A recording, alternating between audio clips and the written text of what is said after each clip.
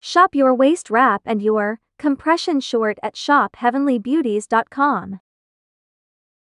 Hello everybody, comment vous allez? Vous allez bien? Je viens de finir de manger. Ça va? Oui, en forme, et toi? Oui, moi ça va. Aujourd'hui, j'ai un invité spécial. C'est... Là, présente-toi. Monsieur Madra. Yeah, how are you? I'm doing good. How's life? Moi, super en forme. Super. Can't complain. Ok, so, présente-toi un peu, qui es-tu? Qu'est-ce que tu fais? Je suis ingénieur de son, producteur de musique, Tout ça? gestionnaire dans différentes facettes, gestionnaire d'artistes aussi. On pourrait dire un peu multitâche, en quelque sorte. T'as commencé où? Je commençais où? La musique, j'ai commencé quand même à tout petit. Je pourrais dire vraiment, je devais avoir quoi, 5 ans, peut-être gros maximum 7 ans. Quand jusqu'à 5 ans, j'essayais de faire la musique, mais c'était pas trop l'amour comme tel. Mais c'est à 7 ans que j'ai découvert cet amour-là de la musique. J'avais un petit piano, donc j'essayais de pianoter quelques petites notes. Puis il y a eu mon grand cousin, Bonbon. C'est ça son prénom. Bonbon, ouais, ok. Il y a Octave. Alors, lui, il a remarqué que j'avais cet amour, cette passion de la musique. Alors, il a commencé à me donner des petites notes. Il m'a appris à jouer le piano. Il m'a donné, en tout cas, des bases. On a fait quoi, 1 semaine intense ou 2 semaines intenses de piano. Tu partais chez lui? Non, il venait à la maison pendant une ou 2 semaines intenses. Donc, c'était jouant. Il m'a donné, et dès qu'il a fini, il m'a dit, je t'ai donné les bases, tu peux te débrouiller avec ça. C'est bien ça. Ouais, et c'est comme ça que je me suis débrouillé, je commençais à me perfectionner chaque fois. Et des fois, quand je l'appelle, et même avant de venir au Canada, on se croisait, moi et lui, dans un concert, c'était au stade de Martyrs. On se croisait au concert, et moi je faisais un concert accompagné, parce que ma mère aussi elle chante, et je l'avais accompagné. Donc, tu l'avais vu, elle a passé à la télé à Kinshasa, donc il était très content, il était très fier de moi. Et puis un autre truc, c'est mon autre cousin, c'est un guitariste, Christian Bakalanga. Alors eux, ils venaient à la maison répéter avec maman. Moi j'ai regardé comment ils jouaient parce que j'avais un peu peur, tout ça, mais eux, tu vois, celui déjà à cette époque-là, 2004, c'était 2004-2003, il faisait déjà des concerts, il jouait déjà partout. Moi j'avais peur un peu de ce milieu-là.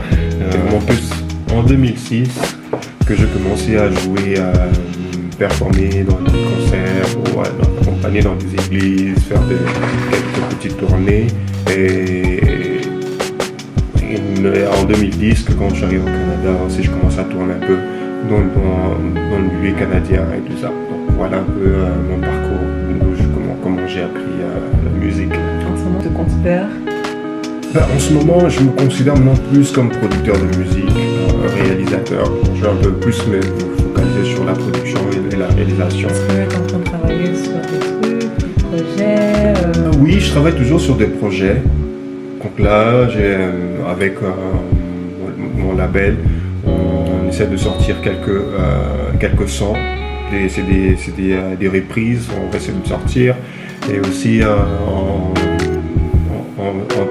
disons, des côtés, je travaille avec d'autres artistes pour réaliser des albums pour eux, de les guider dans la direction artistique, comment se développer musicalement parlant ou bien de manière artistique. Donc je suis un peu comme un genre de mentor par rapport à le petit peu d'expérience qu'on a reçu avec le temps. Comment ton label s'appelle? Mon label s'appelle King of Heaven Records.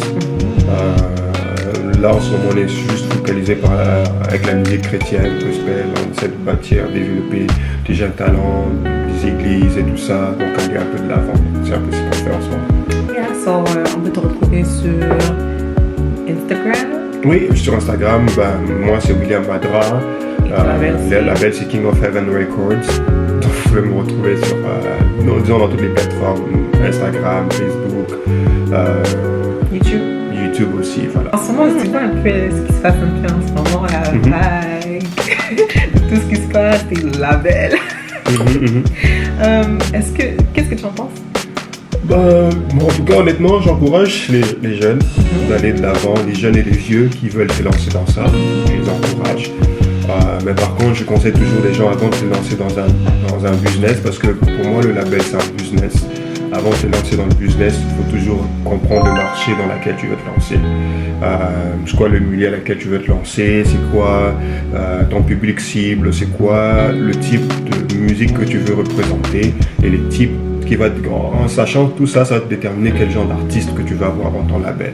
Parce que des fois, les défauts que je vois dans plusieurs labels, ils vont avoir plusieurs artistes dans les débuts qui font exactement la même chose que les artistes dans la boîte. Alors ça fait que tu empiètes sur un des projets. Donc moi je conseille toujours, tu vas avoir plusieurs artistes, c'est une bonne chose, mais essaie de diversifier un peu ton niche d'artistes. Ça peut être que celui-ci fait, je sais pas, d'afrobeat, l'autre il fait, je sais pas, la rumba congolaise, celui-là il chante en anglais ou en français, dépendamment de la direction à laquelle vous voulez partir. Ça va permettre un peu de gagner plusieurs personnes et donc agrandir un peu le business en fait. Moi je le vois comme ça, de cette manière-là. Et le business, actually. Exactement, Yeah. voilà. Good. Tip? Vous avez le tip? Yeah, c'est bon? Ok, t'avais disparu un peu, right? T'avais disparu un peu, so, pourquoi? Pourquoi j'avais disparu? Parce que je voulais un peu me lancer dans d'autres directions. Parce que comme je l'ai dit, je suis dans la musique et je suis aussi du côté corporatif. Alors, le côté corporatif, ça me prenait un peu plus du temps pour m'ajuster, développer un peu mon côté leadership et tout ça. Alors, j'avais voulu disparaître un peu, le temps de acquérir l'expérience côté corporatif, savoir comment on dirige des entreprises, comment on dirige des business. Donc je me disais, ma vision c'était ça, je veux être le meilleur dans tout ce que je vais faire. Je parle au côté corporatif, je commençais en tant qu'admettant du niveau bas, je vais aller jusqu'au sommet. Donc voilà pourquoi j'avais mis tout mon focus dessus. Et là, j'ai atteint des objectifs que je voulais atteindre en ce moment. Alors là, je retourne un peu dans la musique, je ferai la même chose, je vais encore pousser le plus loin possible par rapport aux expériences que j'ai acquises du côté corporatif. Donc c'est un peu ça. T'as pas commencé aujourd'hui, hein? Non. Moi, j'étais connue en 2000. 10, ouais. En 2010. Ouais, on se fait en 2010, voilà. En 2010. Anyways, so, t'as eu un parcours, you know, t'as fait des choses qui ont fonctionné, t'as fait des trucs qui n'ont pas fonctionné. Qu'est-ce que tu peux retenir de ton parcours jusqu'à présent? Qu'est-ce que tu as retenu? Qu'est-ce que tu pourrais continuer à faire? Qu'est-ce que tu pourrais pas continuer à faire? Ce que j'ai retenu, c'est que la musique, les labels, c'est du business. Okay. On va le traiter comme si c'était une entreprise. Ok, hold on a second. Et pour les gens qui disent, oui, on comprend que comme au début, c'est plus like...